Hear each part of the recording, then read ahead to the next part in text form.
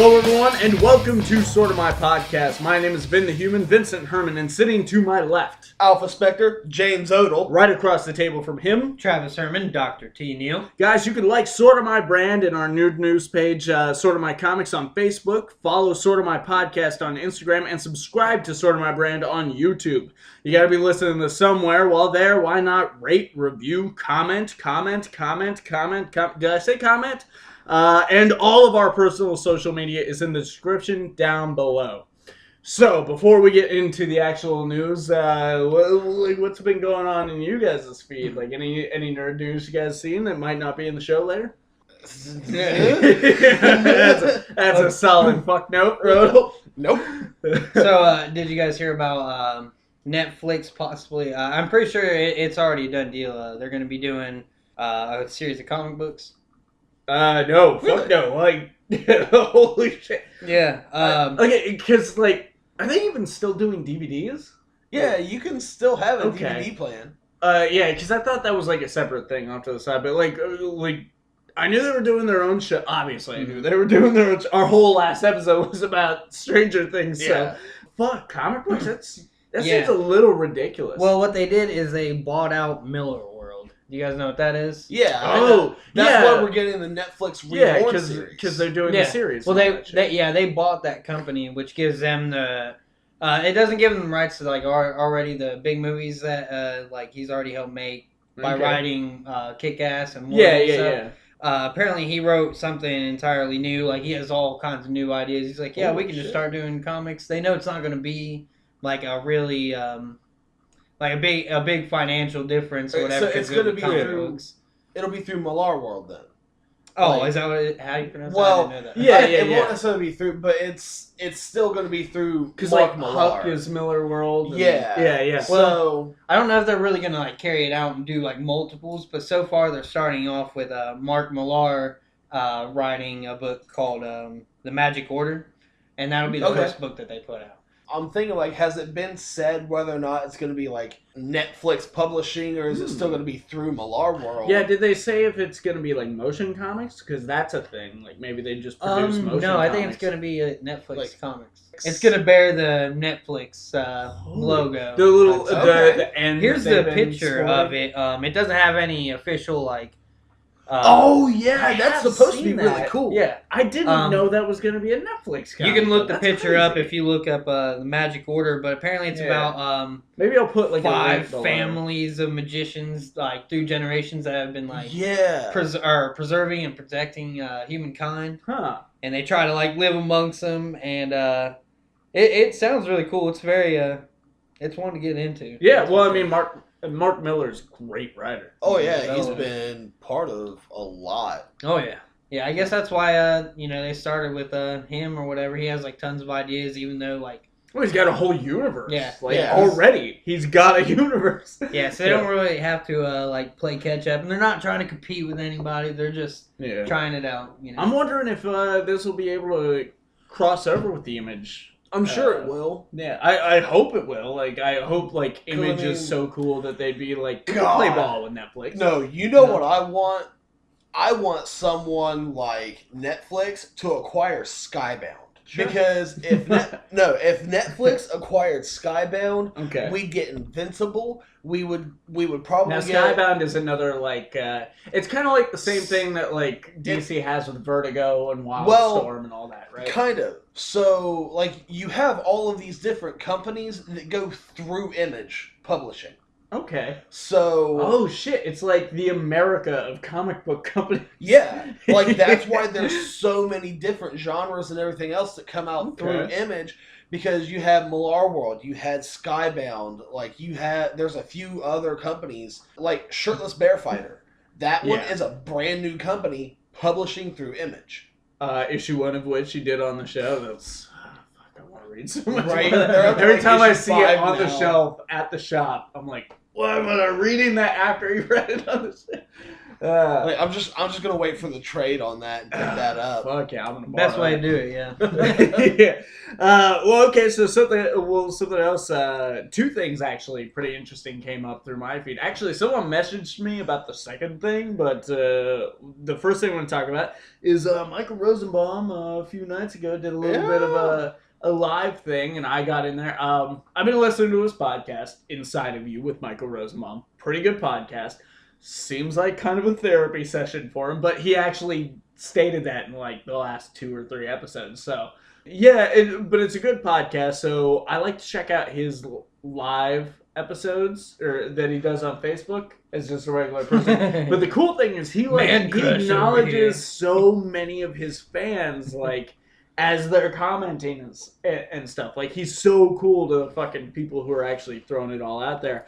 And so I threw down a little comment because he was talking about podcasts and other podcasts or something like that, and I think he was actually talking about crossovers at that moment. And I was like, "You should do a crossover sort of my podcast." He read that shit out loud in front of his fans. Like, who knows how many people have seen that video by now?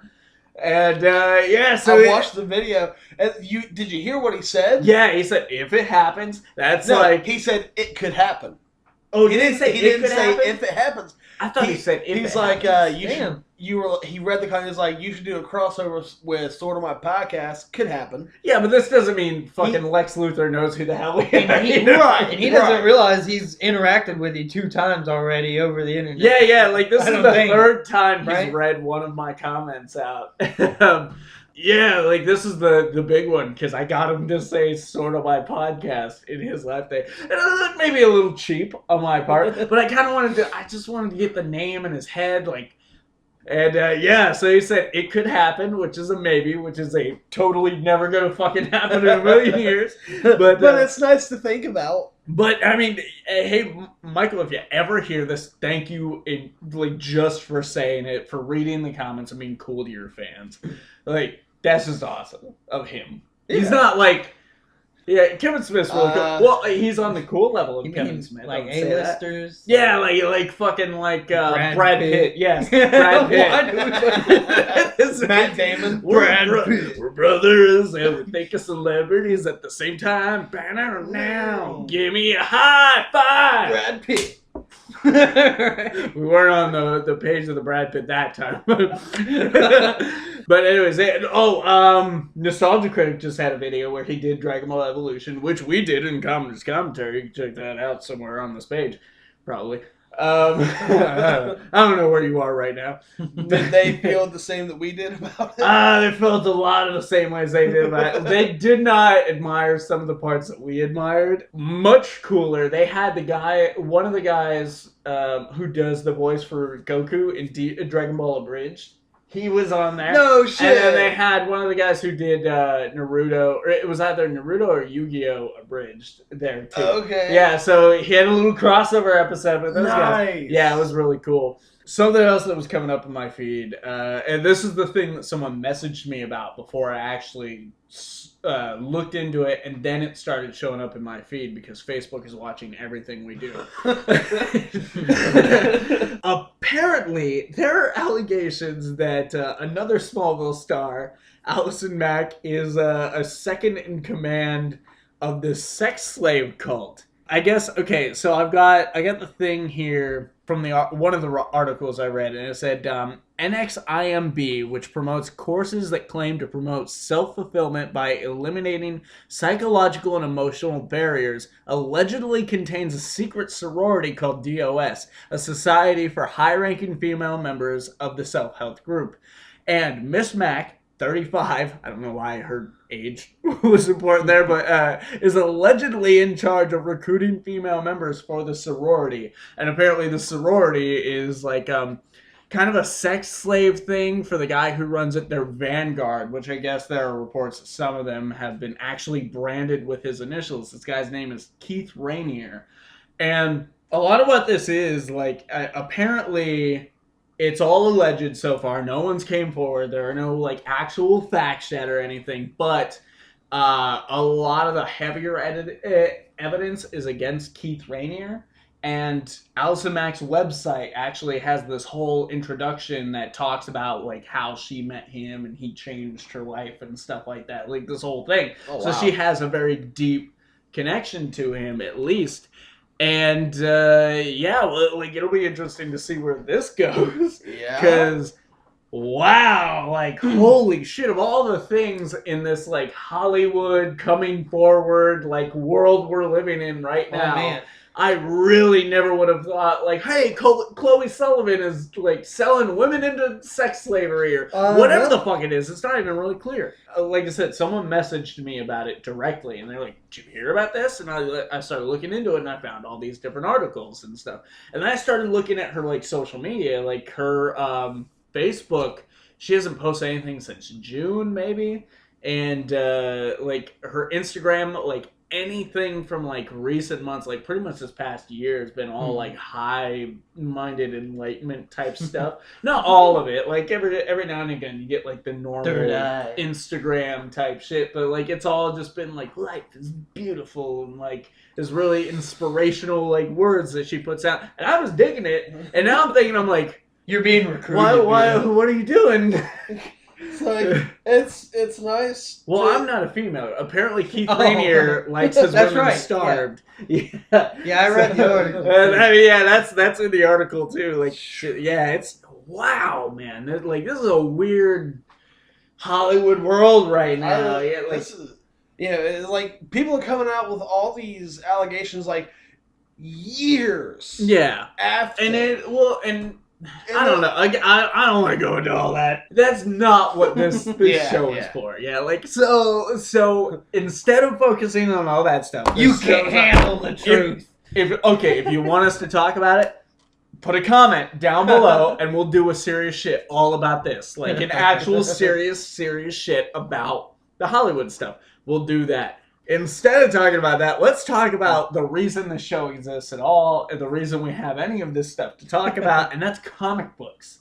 We all read comic books here at the table, and our nice escape from reality. Yes, a nice escape from all the sexual abuse news out there right now. So we all read comic books here, and I'm gonna go ahead and let you guys take it because I kind of wanna head this one. I want to take this one out. Who wants to go first? I'll let Odle go. Right. I'll let you, kid. I appreciate that, sir. Appreciate that. All right.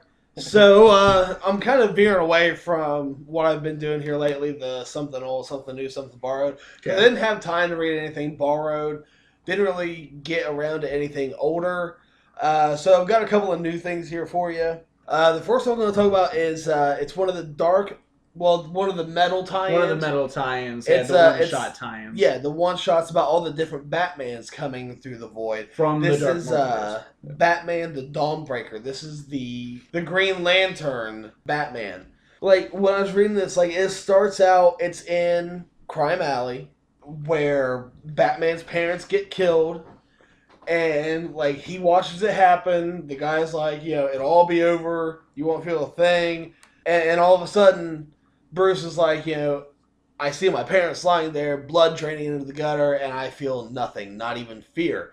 And a ring, a Green Lantern ring, like, appears to him. It's like, you have the power to overcome great fear, the same spiel that it gives to a Green Lantern. And so he takes the ring and he hunts the guy down within, like, moments. He's like, you bastard, I'm not helpless now, die. And he tries to kill the guy with the newfound powers that he just got. Like, and that ring's like, no. It's like, oh shit, I fucked up. Yeah, the ring refuses. The number one rule of the Green Lantern Corps is you can't use due process. They are literally space cops. You can't use lethal force. So Bruce just kind of overpowers the ring with his own willpower, and it keeps saying, like, I feel the void inside me growing. The ring's like willpower at 100%, at 117%, at 181%, malfunction, all this and that, and then the ring cracks, and the darkness comes out of it, and it says lethal force enabled. And he kills the shit out of this guy. Like, just fucking skull smoking with green smoke, everything. Yeah. And then he goes Pretty back badass. and tells the Ring to bring his parents back, and that's just creepy as shit. Oh, yeah. And a Oh my huge God, mistake. that moment. Yeah, he Yeah, realizes it's like, oh, this is gross, so I'm gonna do that, and I'm gonna leave this situation. Yeah. Yeah. So For once, all three of us have read a book. Yeah. it's weird. We read this one. Hey! And it's like, so he goes Achievement on, unlocked. like, he kinda, sorta does stuff with the police. Gordon gives him another lead, and he goes, They know he kills them too. It's like, yeah, he is pretty rough, but like sometimes we do gotta call him in. Right. yeah. He's gonna kill him. And, like, he doesn't do anything with his ring. He just says, ring, and it responds saying, initiating blackout. And for the first little while in this book, it just goes black. So during the blackout, it kills all of Penguin's cronies, and he takes Penguin up into space and lets him get killed by a fucking meteor shower. Oh my God, I forgot about that. Yeah, his whole body Holy splits shit. in half. And man. like all the Yeah. while, like this is happening, he's still on the rooftop talking to Gordon. You know, he's telling Gordon to look up. He's like, I said look up. There he is. See? His spleen's right there, his brains. And you can tell, like, this is a very remorseless Batman. And so Gordon's like, he's like, you know, I've got to stand up here. You know, what you're doing isn't right. And Batman's like... Gordon eventually does what he does. Yeah. Gordon's like, I'm not stupid. 3 years ago, Crime Alley, I know who you are. Bruce. And he says, shut up, Gordon. You have a daughter, right? Sad. She'll have to grow up without her father alone. He just offs fucking Gordon. Yeah. Yeah, that was pretty intense. That was a So- fucking impactful scene. Yeah. Yeah. So, like, and This then is out of obviously not nowhere... the Bruce we know and love. Oh, God, no. This is Dark Multiverse, Bruce. The Green Lantern Corps shows up. He's like, there's a ton of you. But Ring initiating blackout. And here we finally see what happens in the blackout. And it's just stuff of nightmares. Yeah. Like, There's literally, there is no other way to describe No this. great It way is to put a it. nightmare. Yeah. Super detailed, grotesque monsters. Evil. It is. Yeah. It is a void of evil. Yeah. Yeah. And all he says to them, he's like, I've got friends now, too. I made them in the dark. He They're has it rip expendable. their head off, and then he reminisces about bats. And then all of a sudden, he says, so I became Batman the Dawnbreaker. And he has his own, like, lantern chant. Yes. He says, with darkness black, I choke the light. No brightest day escapes my sight. I turn the dawn to midnight. Beware my power, Dawnbreaker's might. Fuck yeah. I read that, and I There's got a chills, and I reading- still get chills. There's a reason this arc is called Metal. So, like, It's it heavy, just, alright. it goes on. The Batman who laughs finally, like, encounters him. He's like, Yes, he does in all of these one shots. he's basically just like, that's Red Death, that's Murder Machine, putting together a team. You're coming with me. You know, you can kneel or you can die. Yeah. All the while with a smile on his face. I stick by what I've said online so many times. Metal is probably the best thing happening in comics right now. It is my favorite story. I am prone to agree with you now. I can't wait to read every issue that comes out. I can't miss it. Like, you guys have heard me covering quite a bit of Invincible here lately because the whole story is coming to an end soon. Vinny finally just got through the first 4 I finally issues. started reading it. It's like, from what we were talking about on an earlier episode of the podcast, where they're fighting on the surface of the sun, and everything Yeah. I've heard about you in from you in recent months, I have no idea how it gets here. From that first trade, it's just so different. Like, and it's still great. It's still a great little story, like your classic superhero coming of age tale. And you've like, even told me that everything comes back. Like, there's Oh, no yeah. stone that goes unturned. Like, and the thing is, like, here we are 141 issues later, and you see how yeah, what how I'm like the 6 art issues has- in. which kind of makes me wonder, like, do you want to know the heartbreak that happens in this issue? Well, okay, I already vetoed your Moon Knight issue because I haven't read it yet, and I'm really looking forward to it. So I'm gonna let you go ahead and go with this. Like, we've Okay. already done the surface of the sun shit, so Okay, Fine. so So in previous issues, we know that Mark's dad almost got ripped in half. Yeah. Right? Okay, so this is kind of dealing with, after all this fighting goes on, like, dad's in the trauma center, like, mom's crying, you know, Mark's daughter's like, what's wrong, Grandma? Why aren't you happy? And all this and that. And we see Mark is finally, like, starting to heal. Like, he's got, like, skin grafts and stuff. Eve is kind of tending to him, you know, saying we're free, you know, just telling her not to make fun of him because of his skin and all this and that. And then he asks to see his dad. And this is just heart-wrenching. He flies in to see his dad, the strongest man that he has ever known, possibly one of the strongest men in the entire, like, universe that this comic consists of. And from what I've put together from this first trade, his father is stronger than he is, right? Oh, yeah, by far. Yeah, okay. Well, at that point in time. Okay, all right. You'll just have to read. You know, so they start talking, and Mark's like, they say that you're, oh God, please don't die. And his dad's like, I'm afraid that's not up to me.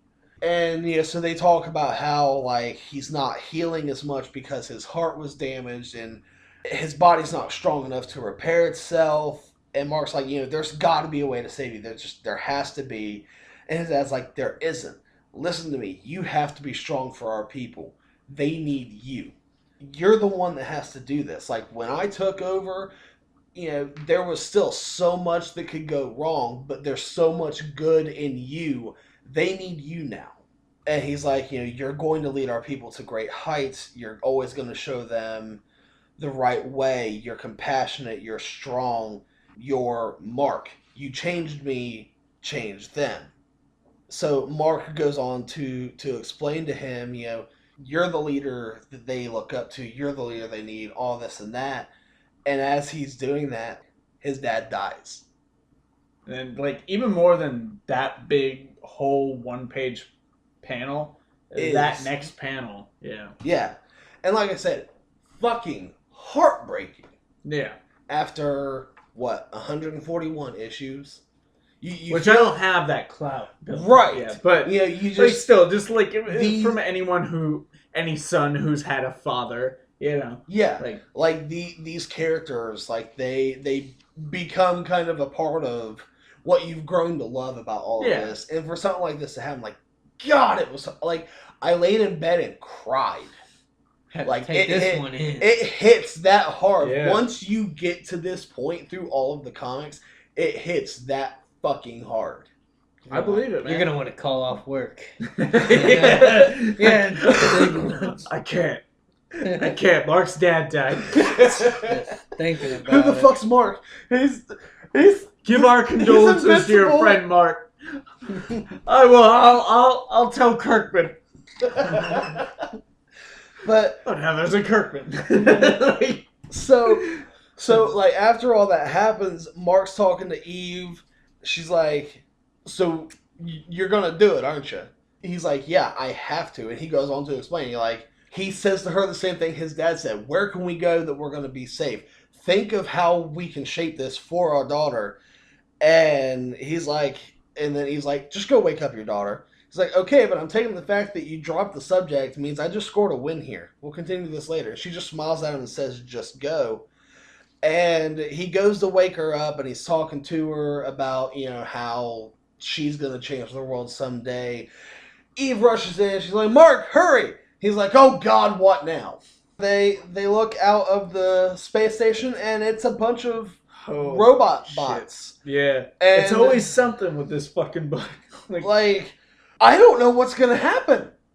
It was something, like, I didn't want to cut you off through the story, but something I wanted to comment on about the whole Mark dad thing where you said, like, you know, after 149 issues, like, that's from the perspective of someone who's been reading since the beginning. Yeah. For someone like me, where I have Superman and his son, John Kent, and stuff, in order to get anything like that from DC, if they stayed the course, and that's like saying they don't reboot again in like 4 years. Like, Yeah. I love Rebirth. I love everything that's happening with it. And honestly, if they see it through and then after Rebirth, they just keep going and they let their characters age and they let new people take over and stuff, I think we could see some really interesting shit.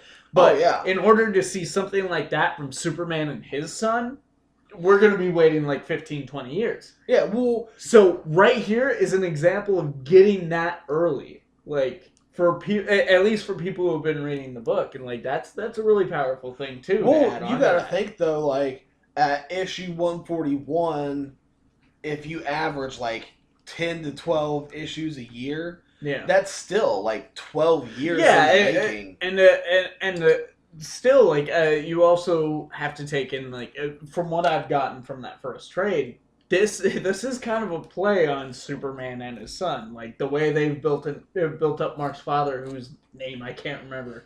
Yeah, and I mean, these are super powered individuals. They heal at an incredibly fast rate. They have super speed, they have, like, super strength, flight, all that. Yeah, Mark's father is essentially Superman in the Image universe, and Mark, therefore, would qualify as John Kent, because he's half Viltrumite and half human. Yeah. So, yeah, I mean, this is literally the closest we'll ever get to it. So because DC's going to fucking reboot. Oh, yeah. Yeah. We're never getting rid of Clark Kent Superman ever in our entire lives. You want old man Superman? Read Kingdom Come, because you're never going to get him naturally. Yeah. And like, the great thing about this is, from where it's been running so long, you actually can see these characters age. Yeah. And everything going on with it. Cause, like, yeah, again, that is totally different book than what I've read. Oh, yeah. First trade. It changes so much, but it's still the Most same good book stories the whole time. come to an end at some point. Yeah. That's really the point in reading them half the time. All right, we're talking too long. All right, Travis, it's your turn. What are you reading? I went back into the box, and tried to find something Dig into the old short box. Yep. Got your mom's box. Oh, hey now. That's 2 against 1. Well, I came out with a 4-issue story by Now Comics from 1992 called The Sting of the Green Hornet. Cool. You're not going to hear a lot of Green Hornet these days. Yeah, well, I mean, I've been researching it the past couple days, and there's still a big fandom, apparently. I think they're doing there's a Green Hornet Batman 66 crossover or something. Yeah. But yeah, it's a 4-issue story, and the first one, Out of the Shadows, starts in 1941, where Adolf invades Soviet Union, the Japanese attack Pearl Harbor, and the U.S. declares war. Like, a year later, Hitler sends, like, his mistress of espionage, called Baroness, to the United States to... For some reason, Hitler always has, like I've seen a few, like, B movies where Hitler always has, like, an assassin Baroness. Yeah. Right-handed woman. Lady. Yeah. Well, he sends her to the States to start a couple of their projects in motions, like, due to this war. And months later, after the Baroness has already been there for a long time, you get caught up with the Hornet and Kato are taking down some gangsters, and this leads them to hire, like, crime syndicate leader Britt Reed, the Green Hornet. When he's not in disguise, millionaire guy that he is. Yeah, and he owns the Sentinel Daily Sentinel newspaper. That's what it is. Yeah. I forgot about that.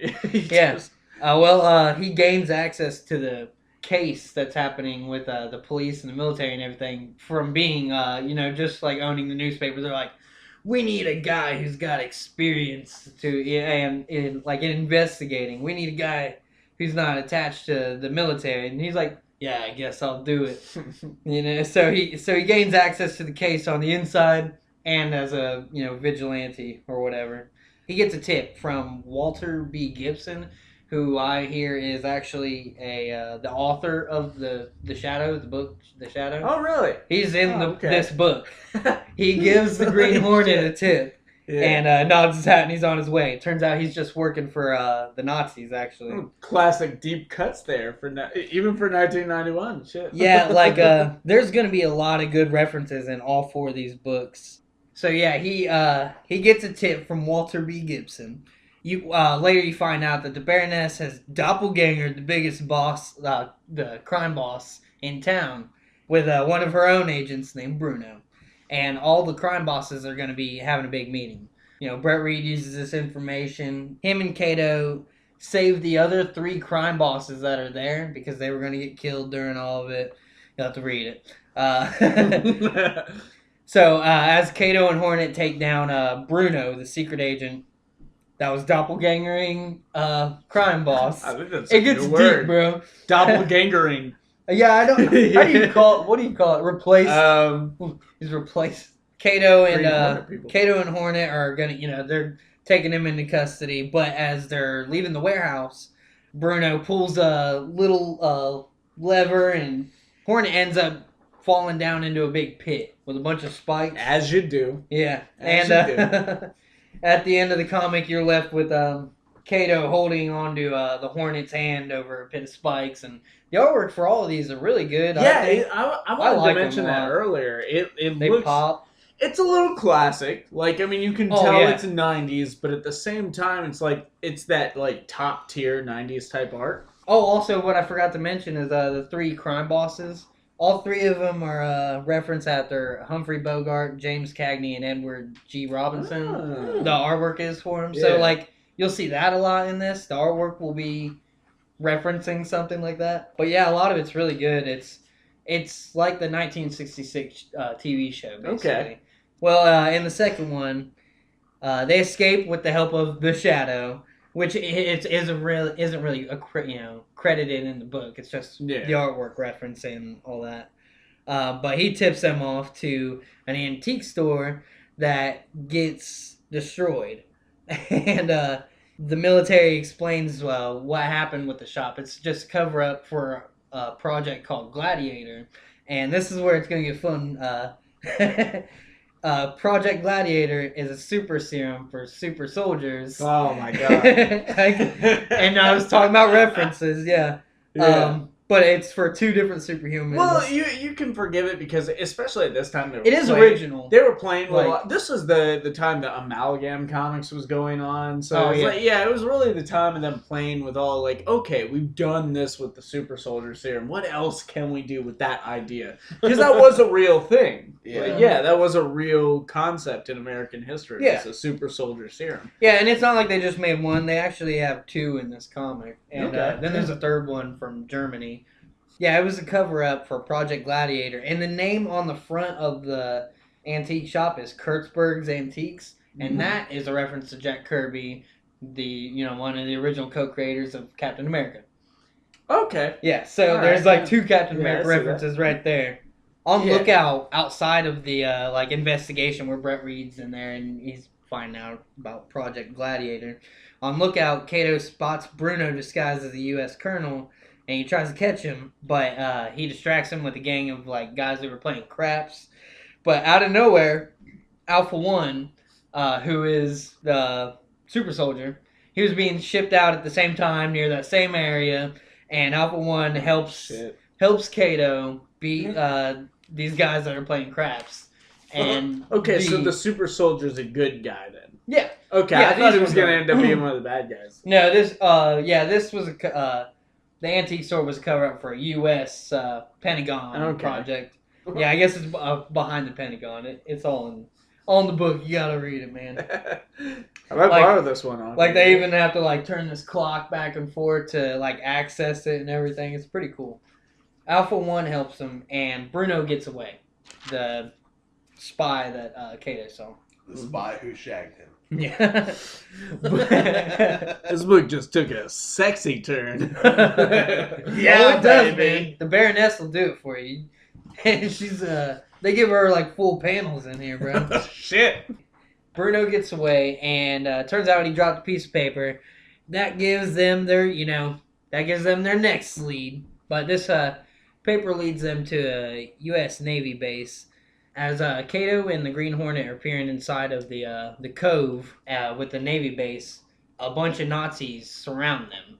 And it leaves us right there with a cliffhanger, getting into the 3rd book. Yeah, you gotta have a lot of cliffhangers. You gotta hang off that cliff.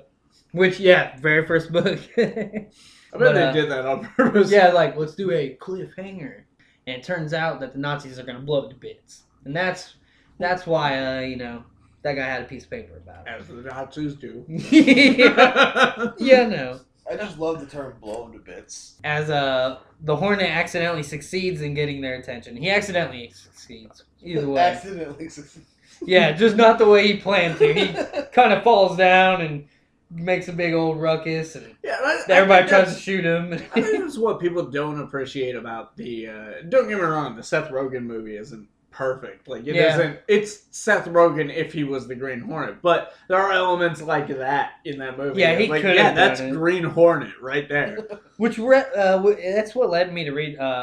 To buy the book, I think. It was really cheap, and I was like, oh, I'd like to check out Green Hornet after seeing that. I'd like to see what the real content is. Yeah, Green Hornet is kind of a schmuck who's useful at times. Kato is the real hero. I mean, he's not bad in this. Apparently, he's a better detective in the comics. Yeah, he gets a better fighting style. And he's not so bad. He does come up with one-liners. He's more of like a... Yeah, but those one-liners would kind of make him a schmuck. Yeah, that's part of the element. Like, when he falls down and accidentally gets the Navy's attention, he says, oh, watch that first step. It's a killer, you know? And then he looks up and all these guys are trying to shoot him. The Nazis, of course, as Nazis do. As Hornet accidentally succeeds, the Germans' planned sabotage of the submarines and everything fails. However, Bruno and his men surround Hornet and Kato as the U.S. Navy escapes on those two subs. They got out there in time. The bomb does blow up. It's all very epic. Blah blah blah. But, yeah, big moment of the book. Whatever. You'll have to read the book if you can find it. I've luckily found all 4 of these. Probably a trade of it. Yeah, I've found all 4 comic books at different stores in different towns. Bruno and his men have surrounded Green Hornet, and the duo are saved by the Yankee Commando. And can you guys guess who that is?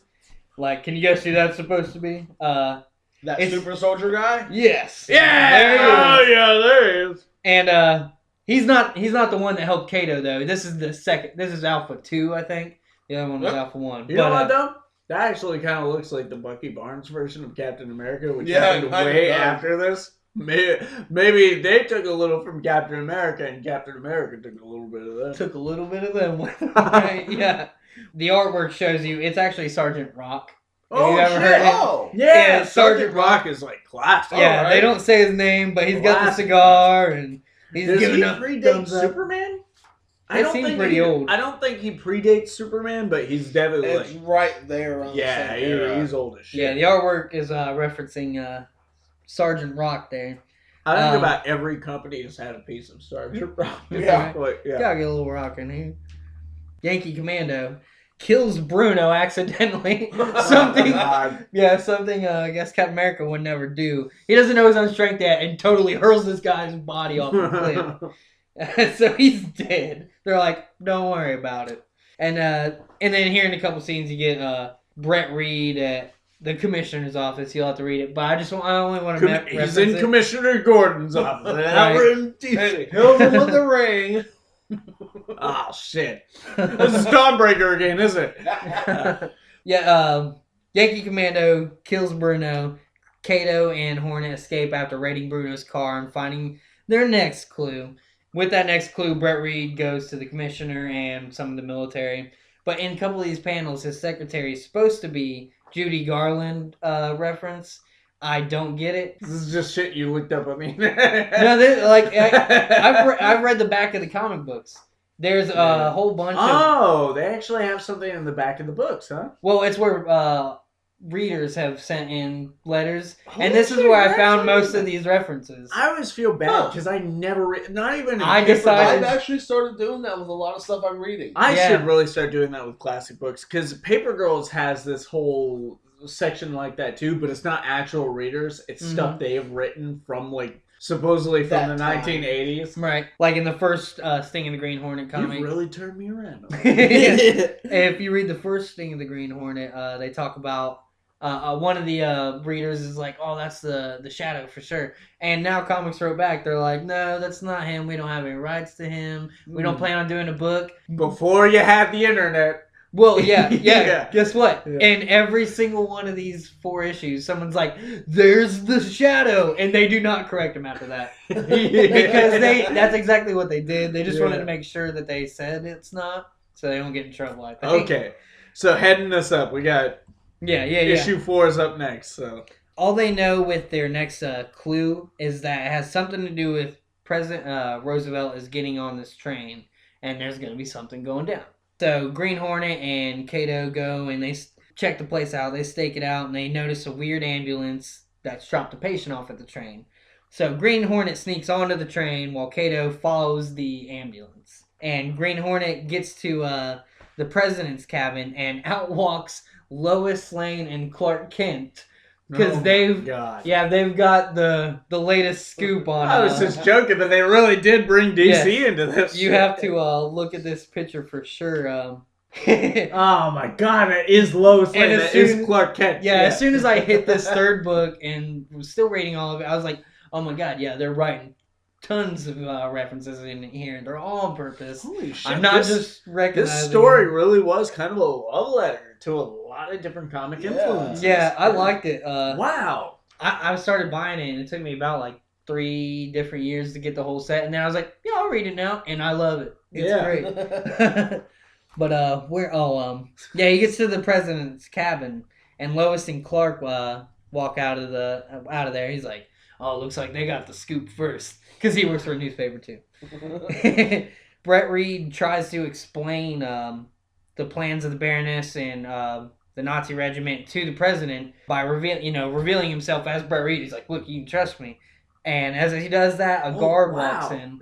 Yeah, a guard walks in. At that moment, the president pulls a gun on the Green Hornet and is like, arrest this man. And it turns out that president is also, what were we calling it? He's been doppelgangering. He's been doppelgangering this whole time. Yes. And it's so cool to like see him just like turn evil. At one point, I just really like the artwork they got with FDR here. Yeah, this is great because he's in a wheelchair. He's got a gun out. Like, he's smug as fuck. Oh, well, this leads into a big conflict. They get in a whole a rustle here, and the fake President Roosevelt chews a cyanide capsule and kills himself. Oh my God! You got this crazy little creepy scene of him like dying while smiling. Holy shit! It's awesome. I really I thought it was cool. This leads us to the 4th book. It's called Final for FDR. Well, I guess the Hornet and Kato find out that the Baroness has FDR at a harbor in a near city. And basically the 4th book ends up with Hornet, Kato, the U.S. Army, the Yankee Commando, and the Coast Guard all coming down on this bitch. And they rescue the president. And the Baroness is taken away. Green Hornet and Kato are pardoned by the president for all their crimes. And on the very last page, it shows like the 2 military people who drove off with the Baroness to take her to the prison. It shows that they've both been stabbed in the back. They're dead. And there's a note on their back, and it says, "Till we meet again." And the Baroness got away at the very end. So it's like, it's open-ended. Yeah, it's a great story. I don't remember what I was going to say. Yeah. No, that sounds awesome. Like, I want to borrow it off of you, but I also can tell you I will not get to it right away. Yeah, there's a lot more stuff to read right now. Okay, so there are 2 things I wanted to talk about. First, I started the what turned out to be the 2nd volume to New Mutants, because we've got the movie coming out and stuff, and I only have this I want to say 12 or 13 issue run. So this actually took me by surprise, because I knew I had this run, and I kind of wanted to get an idea of what we were getting into with the movie, and this is way different. Because the movie, as we talked about in, 2 episodes ago? The movie is going to be heavily horror-based. Yeah. And this is any fucking thing but. It doesn't come without its brand of tragedy, but essentially it focuses around this little girl whose mother was killed during a riot in Venezuela, whose name is Sophia. I can't remember the last name. I didn't take notes like Travis did. Again. On blast. Right. But anyways, this girl finds out that she has a father in the States who's a millionaire. She goes to live with him, and she ends up at a local prep school where nobody seems to dig her. They all think she's a freak, and this is before they know that she's a mutant who can control wind.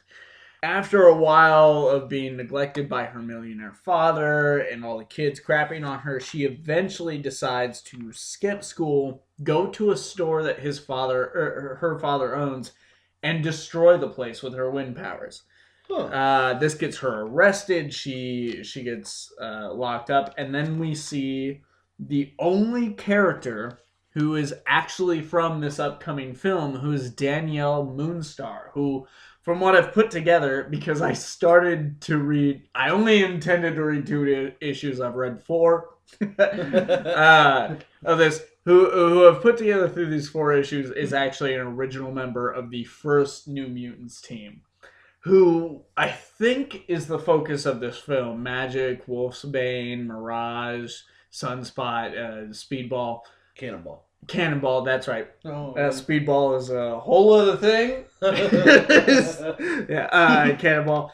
But her father basically is starting to disown her. He's going to send her back to Venezuela. And then Daniel Moonstar, Morningstar is the devil. Daniel Moonstar comes in and ends up giving them a different option, which is the Xavier School for Gifted Children. Of course, somebody's going to take notice of this. Or this is the Xavier School for Higher Learning, is what they say in this.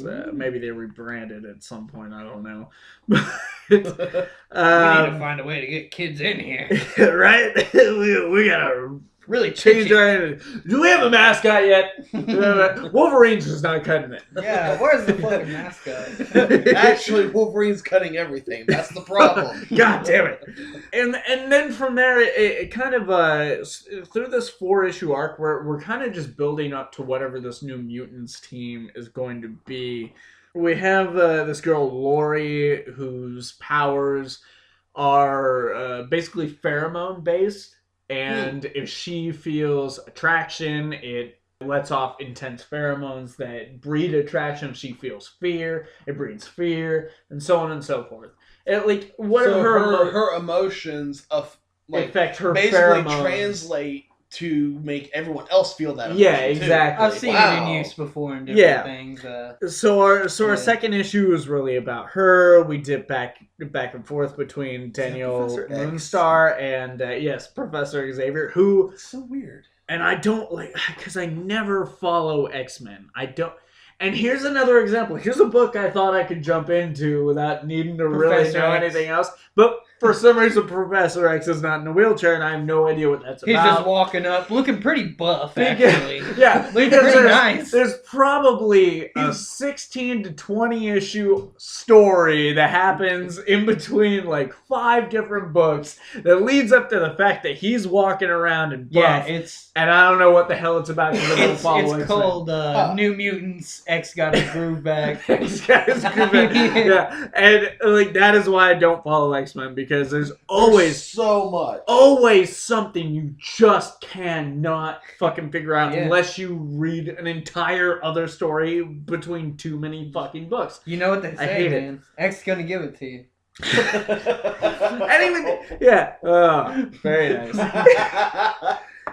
And even in reading this, like I said, this is volume 2. I don't know about that other X4 or New Mutants team, and they make references to whatever happened with that team that I don't understand. The only thing I know about the volume 1 of New Mutants that ran for 100 issues is those were a lot of short stories or single issue stories. Well, apparently it came to a huge shitty end, because by the end of issue 2, no, it's not issue 2. I'm sorry, issue 3.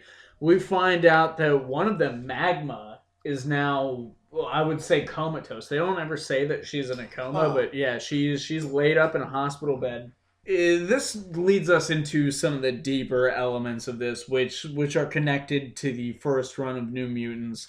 And one of the things that happens throughout, they still haven't really resolved it in issue 4, but Professor Xavier is trying to get Danielle to say yes to a teaching job. he has her at least agreeing to go recruit mutants, which is how she got Sophia to the school, was that she had heard about Sophia on the news. She showed up there and was like, hey, I know this place. And that was in issue 1. So really, honestly, just trying to wrap it up a little bit here, because I don't have the full story. I haven't read the whole arc yet.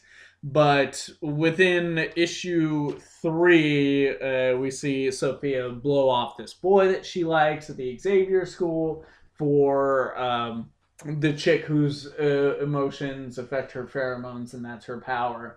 It turns out that they're great roommates because Sophia's power is wind and pheromones travel through wind. So long as they're together, one cannot really affect the other. And it's really a great team up. But yeah, so he's calling her a freak and everything. That's why Danielle blows him off. Or not Danielle, but Sophia blows him off. In issue 4, we get introduced to another new character, some guy who apparently his power is when he is near people, he can absorb what they know. It's not necessarily telekinesis. He can't read their minds or project anything or whatever, but like if someone has read an entire book, he knows everything that they know about that book. Like he absorbs knowledge from people, I guess. And he's this great student, though. Apparently he tries really hard because all he wants is to actually be a knowledgeable person. And the things that he absorbs fade after time. So he feels like he needs to ramp up his ability to learn and study and get into a good college and all this stuff even harder than the normal person, because he needs to differentiate between what he's absorbed and what he actually knows. And we see Danielle go to this town where she reconnects with one of the other New Mutants from the original run. They uncover this society who's all about like hating mutants. Hating mutants is a big drive in this. Like the racial or in this case I should say special divide is a very evident thing that plays into this story as well. And this group comes to attack this kid, and they're there, and turns out what actually it doesn't turn out, she says it pretty much for the first issue, but what Danielle's power is she can project images into people's minds. So these people come after this kid, and she projects the entire X-Men 20 some odd characters just in one panel. Like you got Cyclops, Angel, Storm, Jean Grey, Wolverine, Beast. They're all there, and she projects them all into these people's minds. And they freak out and they run out. But one of them isn't fooled, and they gotta beat him. Blah blah, whatever. But and then we lead off with the kid deciding to join and go to the Xavier School, and they all decide to join up. And so that's where issue 4 leads us off. It's an interesting story. The art sometimes is hard to get through. Like the covers look great, but the actual art inside the book is so... I mean, look at this guy's forehead is further out than his chin. That's like, what I like about most of the old comic. Oh, sorry. Because the Sting of the Green Hornet, you can tell that they painted most of it. Like they did it by hand outside of the computer beforehand. And this was 2003. Yeah. So this on the covers, you'll get like a really sweet painted, people fighting or some pastels or watercolor or something. But in the books, you usually get a lot of just digital. Coloring. This was when digital was starting to become the transitional thing. Like people were going digital a little bit more with their art and stuff, and you can really tell it in this book. It's pungent. Like is the best way I could put it. Pungent. Doesn't sound bad though. The only way you could put it. Yeah, probably. And then the other story I wanted to talk about is actually, I don't really want to talk so much about the overall arc as much as I want to talk about where it led off to for me. What I'm talking about here is the Oz Effect, which is a rebirth story that has been taking place in Action Comics. And it is the next big thing in the whole rebirth initiative and everything. And the reason I want to talk about this, overall the story is And if you have not had it spoiled for you yet, it's been taking place over the past like 2 or 3 months now, I want to say. So you should kind of know who Mr. Oz is at this point. But if you don't, I'm not going to spoil it. Essentially, the revelation of who Mr. Oz is causes a rift in the Kent family, and that plays out up until part 5. And the reason I bring up part 5 is because these last 2 pages were very impactful to me today. The first of the last 2 pages is Superman, Lois, and John Kent, Superman and Lois's son, standing on top of the Daily Planet building, and Superman has taken a moment to hear everything that's going on. And you see all these, if you've read Superman enough, you know like what his super hearing speech bubbles look like, and that's what we've got up here. And you're hearing suicide rate among veterans, lack of faith, rampant poverty, leave it, love it or leave it, didn't notice the man's body as they walked past, the violation of child labor laws, social worker found dead, directionless teens, unregistered chaos, partly turned violent, just like, and I mean, this entire page is covered in these speech bubbles. That's just a few. And what you have amongst these speech bubbles is a very worried looking Lois Lane and a confused John Kent off in the background, and Superman kind of hunched over the edge of the Daily Planet's banister, face shrouded in darkness, obviously emotionally distraught Superman listening to all this happen. And then when we get to the second page, the last super hearing speech bubble says situation described as beyond hope. You have Lois approaching Clark, saying, "Clark, are you okay?" He turns around and says, "The people are losing hope, Lois."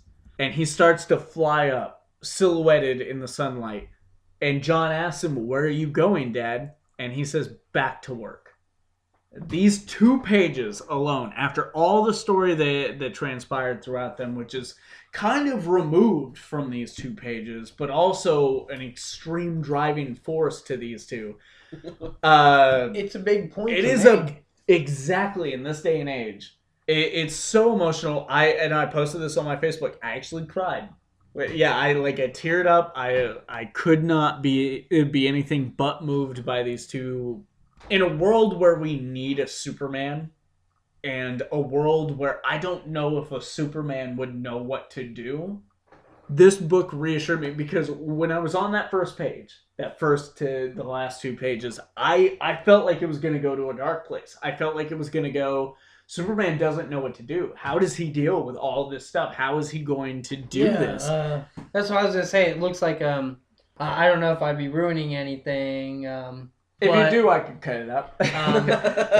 Oz tries to convince, because I'm not saying who Oz is. Yeah, I was actually just about to say something. Oz convinces him that he needs to leave Earth, and none of this matters. Yeah, they don't deserve humanity you. is beyond redemption. I mean, I guess that's what creates these bubbles that you're talking about here. Yeah, he finally decides to take notice. Maybe he hasn't paid enough attention up until this point. Yeah, he's been caught up. Yeah, now he's just realizing what Mr. Oz was talking about, this whole arc.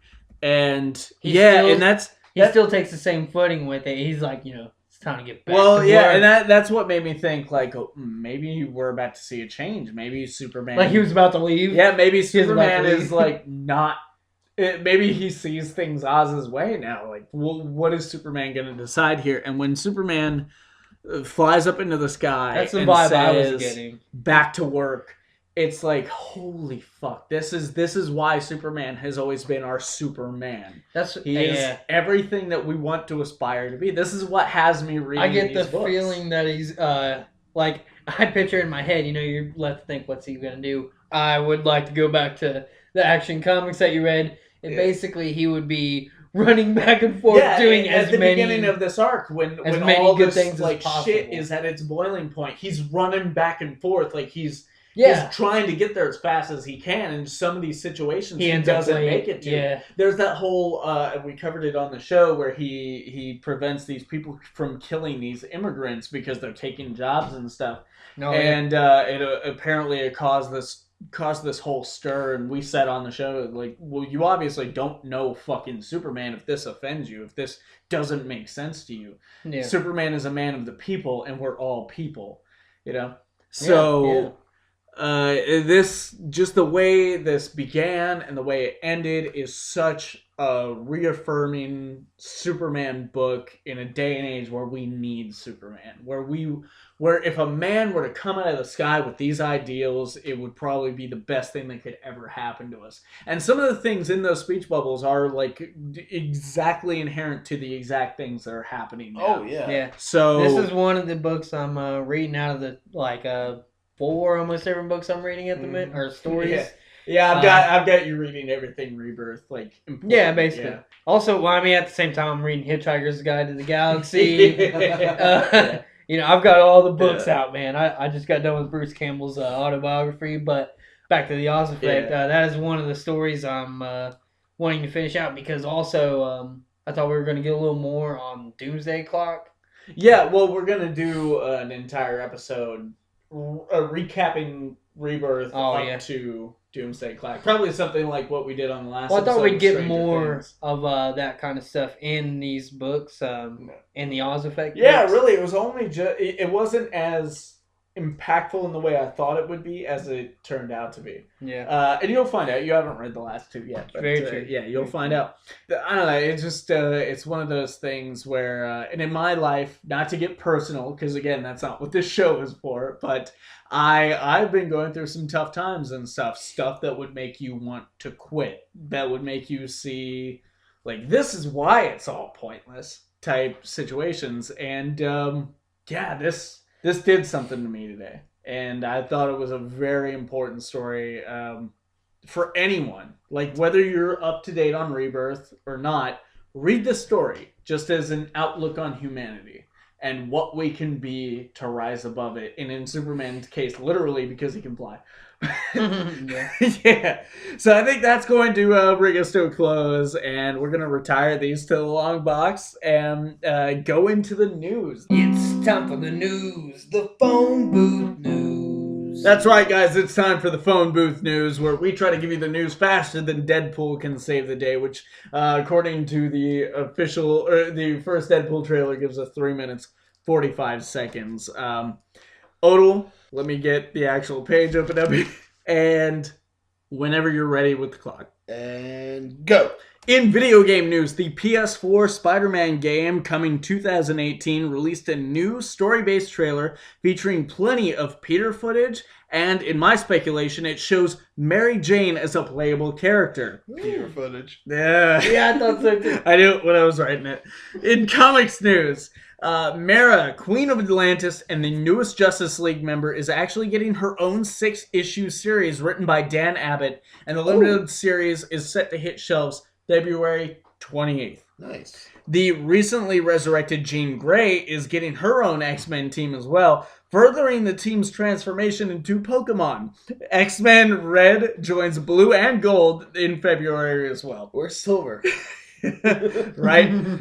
In bigger comics news, after 18 years with Marvel Comics, writer Brian Michael Bendis is coming to DC Comics. Yeah. The news broke this past Tuesday on Twitter, with DC saying, why didn't I... Oh, no, I did it again. The last time I did phone booth news, I fucked this up too. With DC saying, we are beyond thrilled to welcome Brian Michael Bendis exclusively to the DC family with the multi-year, multifaceted deal. He's one of the premier writers in the industry, having created so many unforgettable stories, wherever he's been, and we can't wait to see what he has planned for the DC universe. In movie news, Mark Miller took to Twitter with an image of Kick-Ass and Hit Girl from the 2013's Kick-Ass 2 film, and stated there will be big news coming this week. Ooh. Keeping with trend, Disney also made a big announcement on Twitter by releasing their full cast for the upcoming live-action Lion King remake. While some have been known for a while, the big surprise is James Earl Jones returning to the role of Mufasa. I love that. You lose it on Deadpool 2 released their first poster, and it's got a warm Rockefellian feel you may recognize. The Disney Channel star Asher Angel, known for his role as Josh Beck and on Andy Mack, has been cast as Billy Batson in the Shazam film set to hit theaters in April 2019. In TV news, Netflix announced that Ellen Page has been cast as Vanya in the lead character of the Umbrella Academy, set to launch sometime in 2018. It's gonna be good. Sci-Fi also announced a full cast for its adaptation of Deadly Class. Aside from Benedict Wong, the cast is made up relatively of unknowns, although you may remember Lana Condor, set to play Saya, for making news last year in her very first role, which was Jubilee in X-Men Apocalypse. Oh! Fans of the Star Trek-inspired sci-fi comedy The Orville will be happily unsurprised that the show's been renewed for a second season. And The Runaways, a story about a group of teenagers that discover their parents are supervillains, released their first trailer. Check out this Hulu-exclusive series November 21st. Although no launch date is set, Disney and Lucasfilm are officially moving forward with a live-action Star Wars TV series that will be exclusive to the Disney streaming service, set to come late 2019. And that is the phone booth news. Ooh, close. I really thought I lost it on that one. Our time on this one was 3 minutes 38 seconds. A lot of good things in there. This was a jam-packed phone booth. I'm excited for the Deadly Class stuff. Yeah, that was a cool little release there, and it got me looking into a lot of things on IMDb, but for some reason or another I ended up on Tara Strong, and look at these fucking actress credits. 496 actress credits. Damn. Yeah, and watch. Okay, I'll hit the down thing. Animated. Wait a minute, watch this. Watch it go. 2015, and we're still going. And we're still going. 12. And we're still going. And we're still... If you remember, Tara Strong was actually Harley Quinn in, the animated series? Yeah. Yeah. So we're going back to... We're just exiting the 2000s now. We're exiting the 1990s. Holy shit. Okay, we just hit the end of it. It goes all the way back to 1986.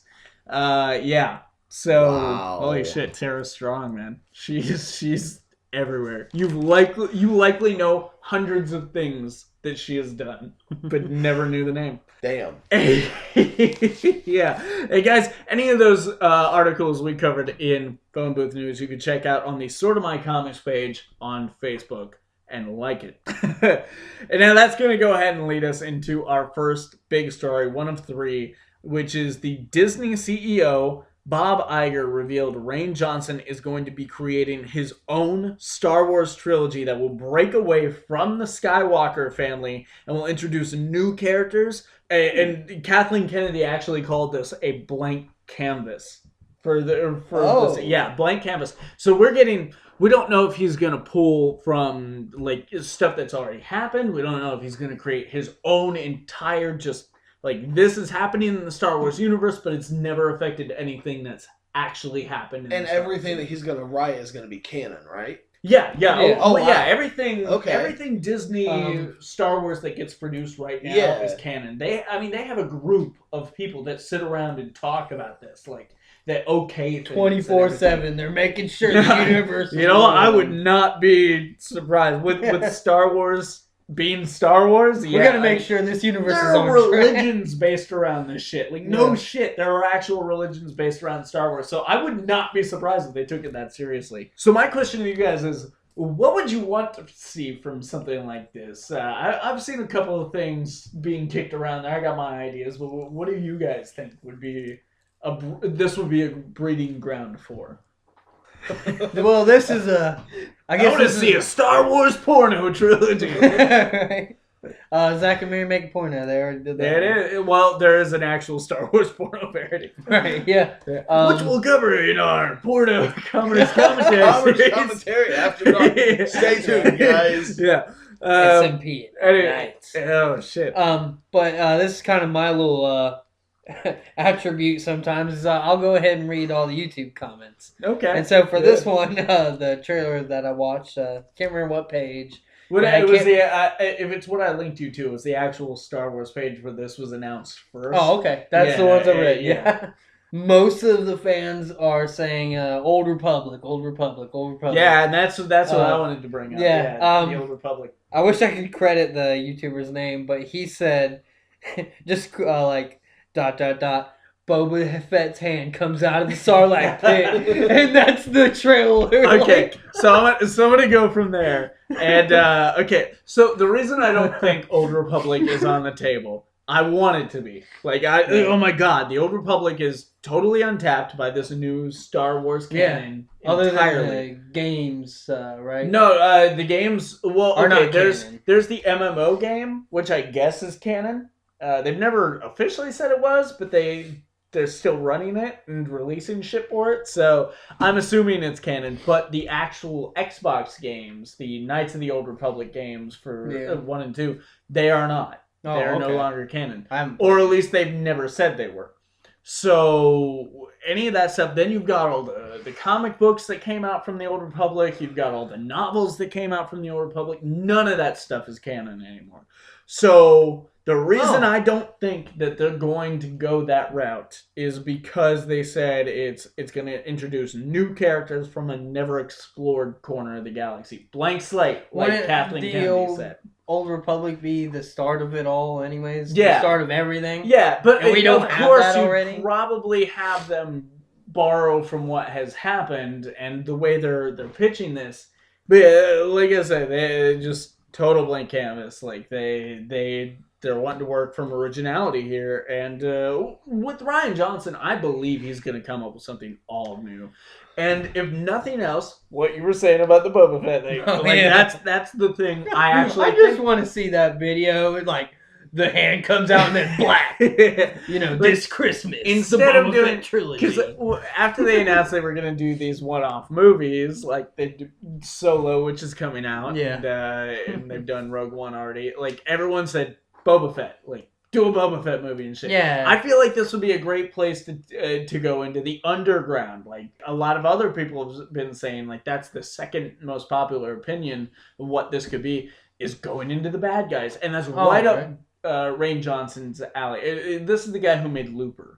So so like that is right up his alley. That is within his ability, and that's also a world we don't have a lot of experience in. Some novels have done it in canon, but if the guy from Looper is doing this, wouldn't it be great if we get 3 Star Wars movies where at the end of each one is a total mind fuck? It's like, holy shit. He's not M. Night Shyamalan, but maybe something like. Still, Looper was it was great. I feel like we're already going to be getting that from The Last Jedi. Like, I feel like this new trilogy is fitting into the old trilogy in the way of like the first one's a very uplifting one, and the second one's going to be like, holy shit, our heroes just lost all throughout this. And then the third one is going to be the redemption film. Right. I know that Rogue One fills in a gap, but isn't it all new characters? Yeah. Yeah, never. So that's kind of a new reference characters and stuff. Yeah, that's kind of a new spot there. I would trust them doing something with new people. It's a huge galaxy, several galaxies, and even the First Order. From what I know of them, reading what novels that I have, they started constructing themselves outside of the mapped areas. So when they first came on the scene, they came out of nowhere.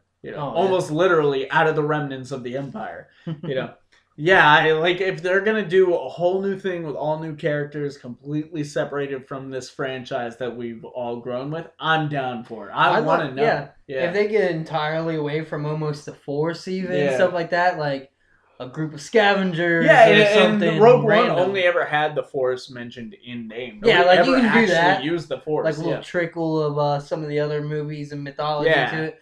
but rather just some story that is also taking place in the universe. Yeah. That has nothing to do with anything. Yeah. I would love to see that. Even if it's not like like a Star Wars Underground, like with all the bad guys, and even if it's not an Old Republic film, I'm interested. I'm down. Yeah. Odle, you got any thoughts here? You've been very quiet during this one. Well, I've actually been kind of sitting here thinking. What do you hate Star Wars? Do you not like Star Wars? I've been kind of thinking like where would they go? Like I think Alpha Spectre hates Star Wars. # boycott Alphas Unboxing.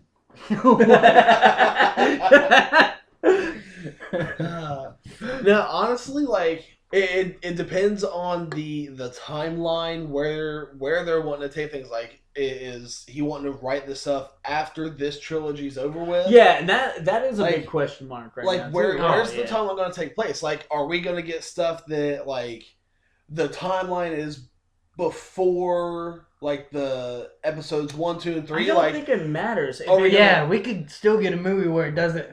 We don't know. Yeah, if it doesn't affect the Skywalker storyline, and if it's taking part in a part of the galaxy we've never explored before, with all new characters we've never met before, where does the blue milk come from? You can do anything with this. You can do it at any time. Wait, am I the only one who knows this? What? Where the blue milk comes from? I have no idea. It's a bantha. Oh yeah, it's oh my god, yes, it is bantha milk. Fuck, I did know that. It just kind of it hasn't been. I don't think anyone's referenced it as bantha milk in like forever. Except that Chewbacca comic book I drew. If you go to the Simple Interesting Visions page, you will see on the shelf 2 years ago. You will see on the shelf of that picture I drew a little carton of bantha milk. That's right. The whole Simple Interesting Visions take on it. The dude is sipping out of the milk, but instead it's Chewbacca drinking bantha milk. Chewed. Yeah, you're chewing this. El Chewy-rina. El Chewy-rina. If you will. Yeah, no, that is a good point. Just like, depending on where they want to put this in the timeline of things, like, and then if it's going to be like no one we've ever heard of in anything that's canon. Right. Like, there's like everything that's canon. There are so many characters, so many things like involved in that.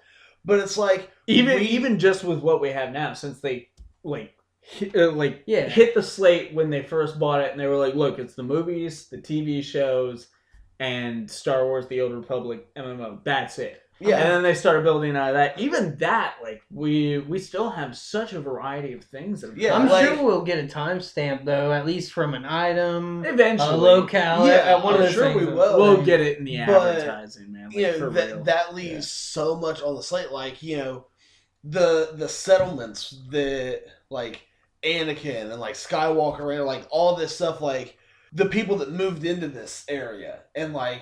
No, I don't think we're going to get any of that. I think if they're really determined on building a trilogy outside of the Skywalker lineage, I think they're gonna new planet. I think they're gonna cut the word Skywalker will never be mentioned. We may get lucky to hear Jedi. I could hear him saying something like referencing the Dagobah planet if it's around that time, or maybe they'll mention the fall of the Empire. But honestly, I seriously doubt we're gonna hear anything like Ewoks. Right. Yeah. Ewok trilogy. Here it is. Ewoks versus Porgs. And that's the whole thing. You know what? Damn, typical Porgs, man. I would watch a made for TV movie about that. Hey, we're getting a live action TV show. We're getting an all new trilogy. I would not. Oh my god! Can we just get an Ewok versus Porg TV movies? Which actually nowadays would be Netflix or Hulu exclusive movies, because there's no such thing as a TV movie anymore, except for the ones that have already come out. Or it might pick up in the Netflix comic books that we're talking about. Maybe it's Millarworld. Oh shit! Just because I said that doesn't mean they won't buy more, right? Buy more people. So we'll see. Yeah, we will see. Another thing we're going to see about is these Disney Fox talks, and that's what's going to bring us into our second topic of the episode. Good news. Yeah, holy shit, man! It's been a juggled thing. All right, so here's the story so far. Carry on my wayward son. If you ever watched Supernatural, you get the reference. Anyways. The story broke on November 6th that talks had been happening over the last few weeks for the purchase of Fox's movie assets from Disney. Since it's illegal for Disney to own more than one broadcast network, it was only just the movie assets. They already own ABC. Yeah. Yeah. Because I read that wrong about the first 10 minutes. I was like, oh, great. So now It's Always Sunny is going to be on the Here Disney we go. stream. But no, yeah, it wasn't. Yeah. Then later that day, it actually came out that that was true, but the discussion had stalled over several weeks ago, and no official statement had been come out from either company that it was dead yet. But yeah, it was. I hear that it was. It was taken off it was. the table. It was on like. Well, it was just that they weren't talking anymore. Nobody. Yeah, they're done with it for the moment. But then,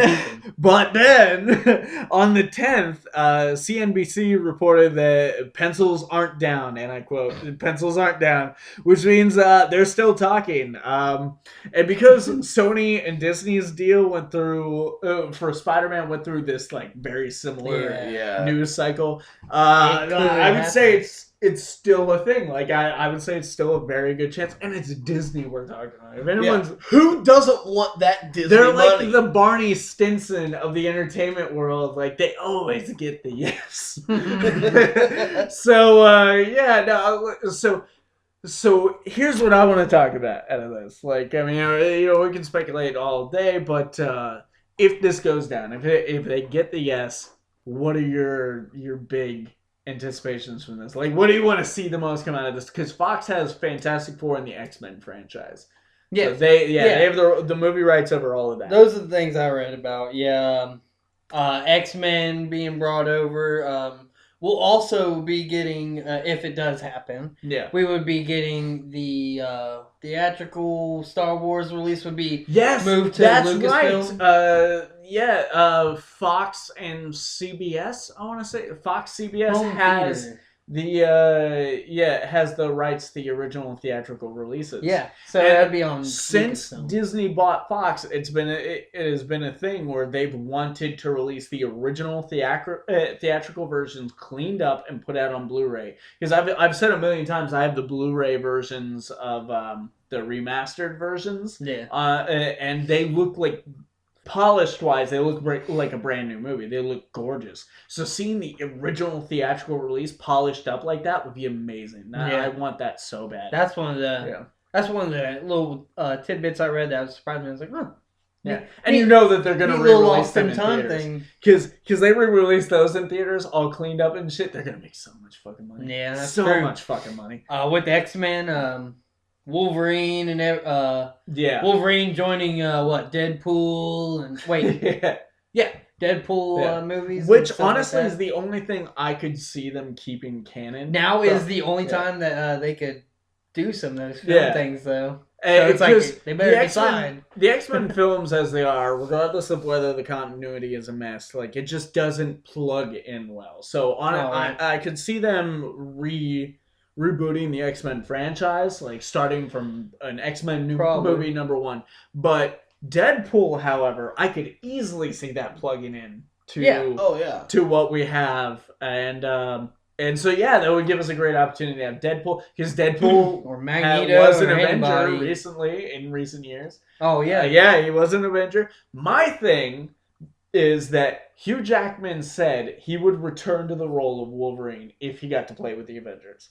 If he got to be the Avengers. Yeah. So I could definitely see, because most noteworthy is the Hulk. Wolverine made his first appearance in the Hulk comic book. So, I mean, we've been missing out on Wolverine fighting the Hulk. Yeah. We're missing out on Spider-Man annoying the shit out of Wolverine. We're missing out on Wolverine being an Avenger. Also with Fantastic Four being on Fox, Spider-Man came from Fantastic Four. A bunch of them came from Fantastic Four. Well, Fantastic Four, and especially Reed Richards, they've been like a huge part of Marvel history.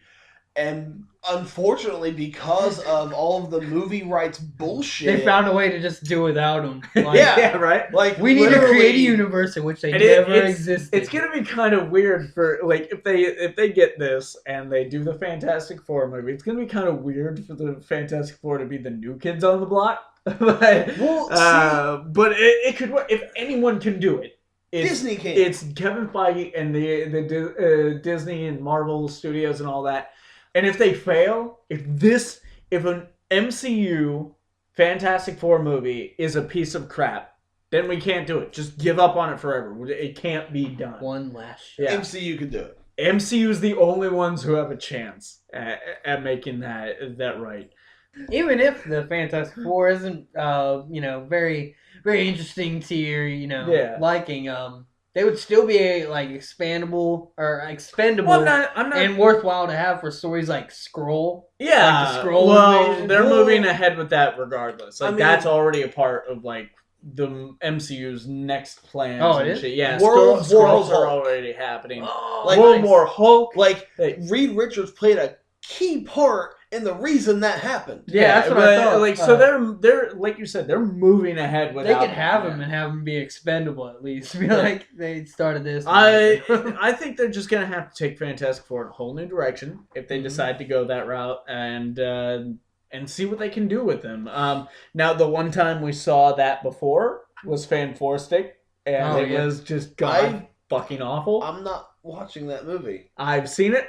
It is the shit, and by that I don't mean it's cool. I mean it is literally any pile of shit. Like that's the shit over there. that is The pile of shit That's in what- my corner. That's what's Fan making Four that Stick. smell. Yeah. Ah. Oh, that's that shit. Why is your shelf decaying in that one spot? Oh, that's shit. I've got Fan Four Stick on DVD. Yeah. No, I actually don't. I never will. But yeah. So if they do anything with Fantastic Four, they're gonna have to do something original because they've had trouble even gauging interest in the comics recently, and that's why they got rid of them. That's they couldn't kill them. Like I could not see a world where the Fantastic Four were not at least a thing, but they were like, here's how we get rid of them. They're gods now, and you'll never see them, but you know that they're making the universe. Yeah, Marvel Zombies. They start the entire thing. Yeah, they were the linchpin of Marvel Zombies, like That's why it hugely happens. appreciated fucking Marvel property, and yet still nobody gives a fuck about. They the bring in a Fantastic lot of They Four. need to do science with them and- what they did with Spider-Man: Homecoming. They need, you know Fuck what? the origin story. They need to do with them what they did with Green Lantern, Yeah. the Flash, and the DC universe itself. They need Jeff Johns. They need Fantastic Four needs some Jeff Johns. All hail. All hail. Oh, hell. Fantastic Four needs Disney Marvel. That's all I can say about that. I say we've given that about as much flesh as we can. Speaking of flesh, a lot of flesh flies in fighting games, and Injustice 2's Fighter Pack 3 was just revealed. Okay, just before midnight on Friday night, before the final match of the E-League Injustice 2 World Championship, the Fighter Pack 3 trailer debuted. Now, we've known about the first character, the Atom, for a couple months now, and based on the silhouette and the character select screen, the Enchantress was a pretty obvious second. It's the third that most couldn't be pinned down. The only thing that was obvious was that there was a trench coat, leading many to believe that it was like Constantine, Nope. Rorschach, Nope. or the long-rumored Nope. Spawn. Nope. Uh, Although that would have been Spawn. fucking cool. that would have been cool. It wouldn't have been a trench coat though. But we never could have guessed that it would be this lean, mean, green, incredible team, the heroes in a half shell, the Teenage Mutant Ninja motherfucking Turtles! Yeah! Oh my god! I feel like if Odle here hadn't ruined it for me anyways, I feel like I would have known. Just before the podcast, I was about to show him the trailer. He had no clue going in, and then Odle fucking just said Fucking it. Turtles! Accidentally, even. Like, he just got caught up and like, because we're so excited! I feel like I would have known if I'd seen that around the same time as you guys. Like, oh, did you guys see Raphael's thing in there? Yeah. But the way he walked up, because I've seen Oh that my movie God. so many times because of my son and everything. I'm just used to my, not Michael, but Raph being in the original, like, 1980. Yeah, being in the trench coat, walking like that, and as soon as you see that, it was yeah, because what happens in the trailer, you see Raiden get his ass kicked, you see fucking Black Manta get his ass kicked, you see Hellboy's cigarette sitting on the ground, and you see some, like, oil spilling out. Like, obviously it's about to touch the cigarette, and then you got Adam. Well, actually, you see Cindy Moon first, like, just as a bystander, and then you see Adam jumping out of this building, exploding because of the fucking barrels of oil and shit. And this causes Cindy Moon to lose control and turn into the Enchantress. They start fighting, and then they get blown back, and then they're about to go at it again, and then boom, a sigh comes out of nowhere. And see, when I first watched it, I couldn't tell what that was. Yeah, I know. Like, again, like, Ninja Turtles is the furthest fucking thing from your mind. You couldn't have ever guessed that. What is the creators of this game? Didn't they also do DC? Mortal Kombat. Yeah, well, yeah, NetherRealm. You can see them doing. NetherRealm is in charge of this, and what was it? The big thing from from Mortal Kombat X, and the one before that they had Freddy, and the one before that they had Jason and Leatherface. So they've cross-platformed before, and in this one, Hellboy. Yeah, Hellboy is a dark horse. Yeah, Hellboy's dark horse. Turtles, they're now the property of IDW. But Turtles has crossed over with Batman in recent continuity. And I mean, I feel kind of stupid for not immediately recognizing that.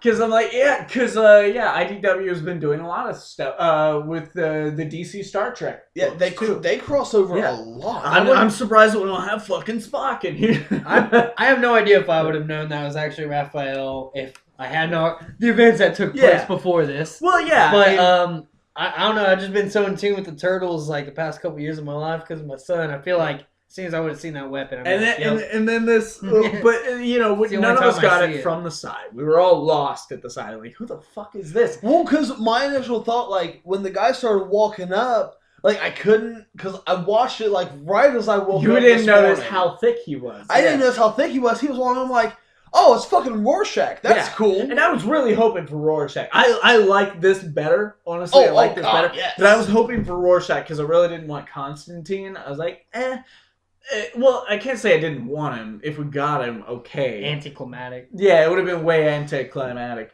But, fucking shit. But, as soon as I saw that trench coat, I noticed how wide it was. I was like, no. And I'm like, dude, it was like when I saw the fucking Last Jedi trailer for the first time. I was like, holy fucking shit. They do their classic banter. Right? Oh, yeah. Oh, it's so good. He's like, the way they talk looks like fun. Can I play? Yeah. And then Mikey comes up and he's like, dibs on the magic chick.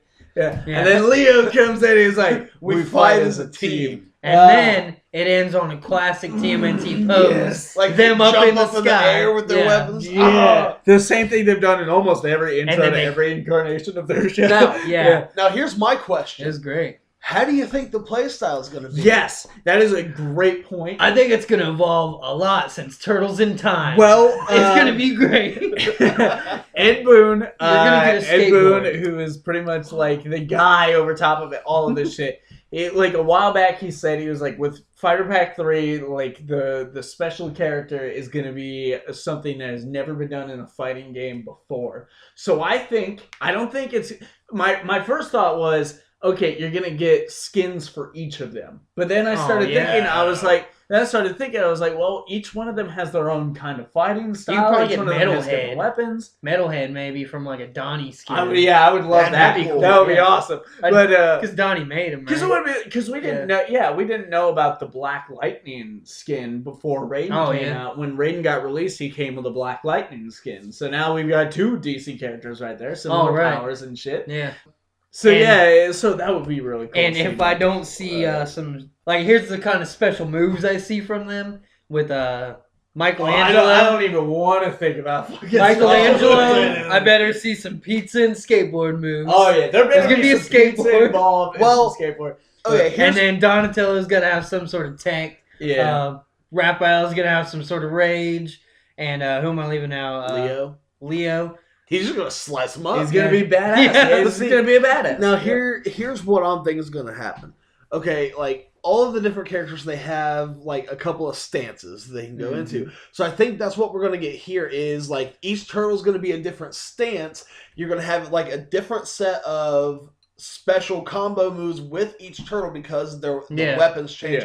Because like with Nightwing in the first one, you could either use the staff or you could break them apart and use them as the Eskrima sticks. I did really good with Nightwing, man. You know, I'd say we're going to get something similar here to where there will be like a minor button sequence or you'll do something to change to a specific turtle and you can't go back to a certain turtle within a certain amount of time, something like that. I like while you were saying that, it kind of translates into what my theory is here now, and that is you have your character powers, and for all of them, instead of like Wonder Woman is she like prays to a god, and either her bracelets light up or lasso. With Green Arrow, he shoots his arrows. With Supergirl, you can either shoot heat vision or like if you hold down R2, you can shoot a straight beam and like she walks forward with it. It's awesome.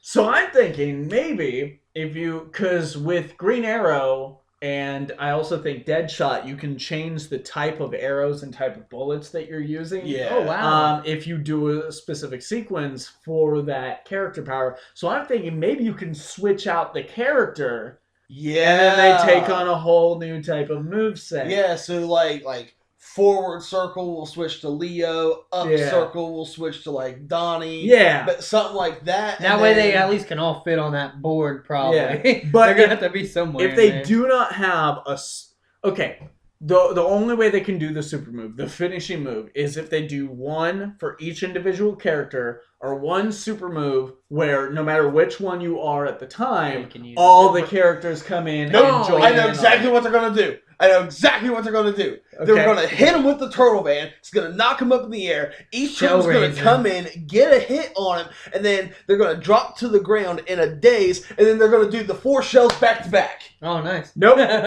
Okay, well that would be great. Actually, that would be really cool. But my thought is like they do all this shit, and then they knock him. Then they knock him off, and Splinter throws him into a trash compactor. Yeah, I was gonna say within these special moves, we're either gonna see some pizza, skateboards, the Shellraiser, Splinter, or some tech, or something along the lines. Yeah. No, some sort of reference in some here. multiverse events, there have been times when a character that is not an actual playable character can come in and help you out. A lot of the times it is a character that's a playable character, but occasionally there has been a few that have come, like they've animated this character to pop in and just do one of these 2 moves. It's a moveset. And so I'm thinking if we don't see Splinter in like a special move or something like that, it'll be something we might get something along those lines, or maybe Casey Jones or something. Yeah, Casey Jones. I was trying to think like either April, Casey Jones.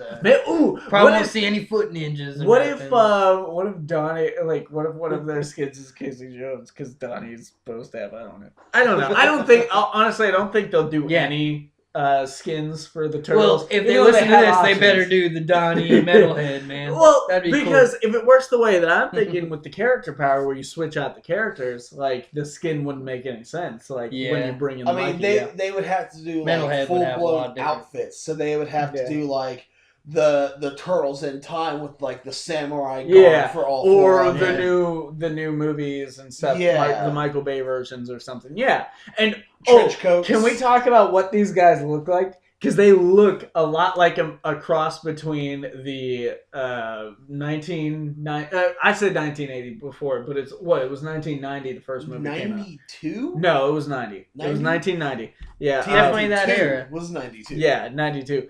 So they look like a cross between the 80s cartoon and the 1990 movie. Exactly what they did with that trench coat reference there. And I'm almost certain, what'd he say? Looks like fun. Can I join or something like that? Yeah. I feel like I remember hearing that in the movie. The thing is, that something like that. Something, yeah. That's always been, like, initially, Raphael was also just mostly a goofball. Like, he was there to have fun. Is it original Eastman Laird? No, and like I'm going back to like the cartoon. Oh, okay. Because the cartoon's where we all started. Well, he was a smart ass. He Which was is the why he was smart cool ass. but rude. Right. But like I remember so many episodes. He didn't of get him Frank just, Miller, like, did he? Is that what I'm thinking No. of? Yeah. goofing Darkened. around. Yeah. Yeah, now he's all. He in the Dark. comics, he eventually evolved into an angrier character, and I feel like Yeah. that's what played into the movie.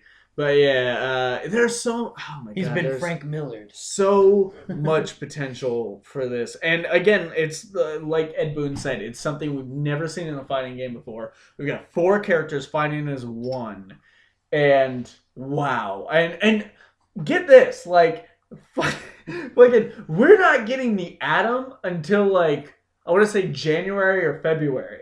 And the Atom is the first one out of these 3 to be released. You know Enchantress is going to be number 2. So we're going to be seeing like the Turtles in like July or August or something. Shut up. Oh my god. We've got so long to wait for these 2. And we haven't even, like, I was so excited.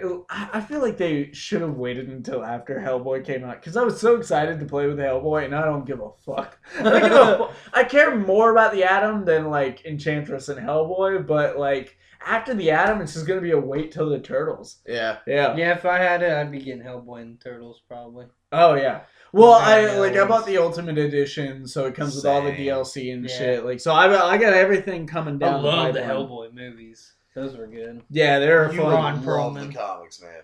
I guess maybe we should also reference the fact you and I, Alpha Spectre, were talking on Facebook, and I was telling you about how I was getting all of my Justice League characters prepped because when the Wonder Woman movie came out, they had a multiverse event where you could unlock the skins, or not the skins, but the gear set for the movie From costume. the movie, yeah. And so I did that, and I got all of that. And then they did. It wasn't the gear skins from the shows, but they did a multiverse event for each one of the premieres this most recent seasons shows. of the CW shows, and it wasn't the. I really wish it was the CW skins, but there were gear sets, like a legendary gear set for each one of them. The only one I missed was Firestorm. I fucked up doing the DC Legends of Tomorrow. And so I was like, I'm speculating that for Justice League, they're going to do a bunch of these for the Justice League characters. And then not even an hour later, I messaged you and I shared their thing that they posted. And I was like, what did I just fucking say? Because they did announce that they are going to do unlockable skins for the Justice League movie gear sets. So we're going to get like Ben Affleck Batman and Jason Momoa Aquaman. I hope. Actually, the only ones that were not in there were weren't in that picture were Aquaman and Superman. Yeah. So the only ones were Cyborg, Flash, Batman, and Wonder Woman. And I already got Wonder Woman, so. Yeah. So yeah, I'm currently leveling all of those guys up. So I got that to look forward to, I guess. But yeah, after that, I don't give a fuck till the Turtles come out. Yeah, really. Yeah. Right? I I mean, I have a reason to start playing the game again. yeah. In like 6 months. Yeah. Just so many other games have come out. I think that's where we're going to call it, guys. We've got a special episode of SMP up. Came out last week. We broke away from our 2-week episode format to bring you a special SMP, just Stranger Things. We talked about the first season, the second season, and Boba Fett joined us for that one. Unfortunately, Dr. Tino, you were not there for that. One of these days, we're going to have the foursome. I liked, Stranger Days. It doesn't matter. Stranger Days. You don't even know the fucking name. Stranger Things, Stranger Days. Whatever. Yeah. Did you watch it? Have you watched it? I watched a good bit of the first season. Yeah. In and out. Like I feel like So you're already hooked then. I feel like I've already seen the first 2 episodes and then like the last 2 episodes. And the middle's like a blur.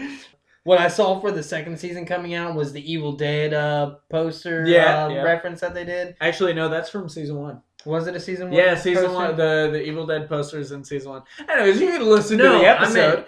I meant when they actually teased Stranger Things season 2, it was the main character doing the thing from Evil Dead. And there are like 6 main characters. I don't know. What we're talking about here.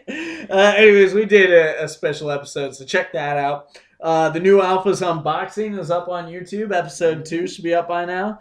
And we finally put out our poll for the Christmas Commerce Commentary. You can vote between the Santa Claus, Jingle All the Way, or Ernest Saves Christmas. And that poll is up on Sorta My Comics and Sorta My Brand's Facebook pages.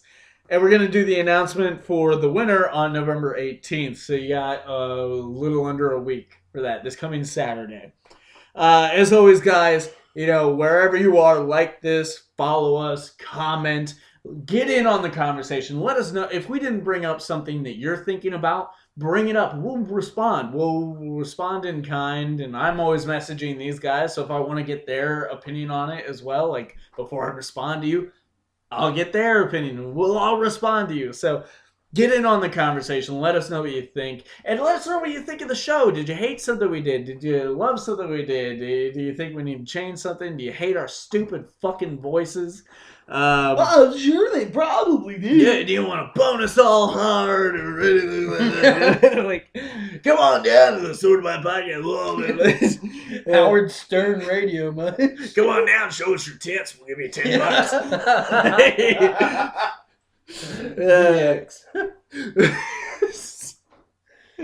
We started the episode like we've got Sarah McClinty here, and she's gonna be sitting in on this episode. And, later in the show, she might give us all a little surprise. We'll be in like the middle of phone booths. We'll be like, "Whoa, yeah, they're coming out now." That's when I really get into the shock. She's gonna show us just what she can do with a dozen bananas. Stay tuned, guys. How much to get you to make out with that bag of cans over there?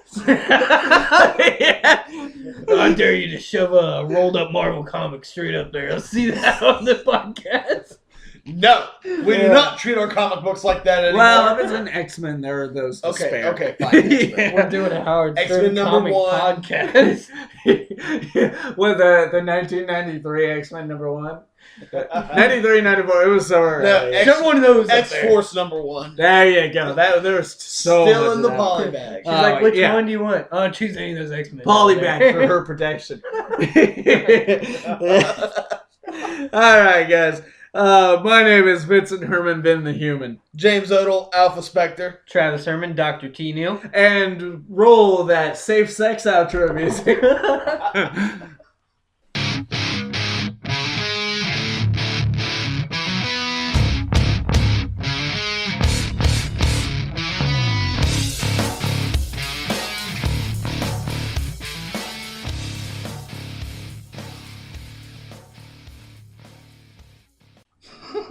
This is where I'll enter the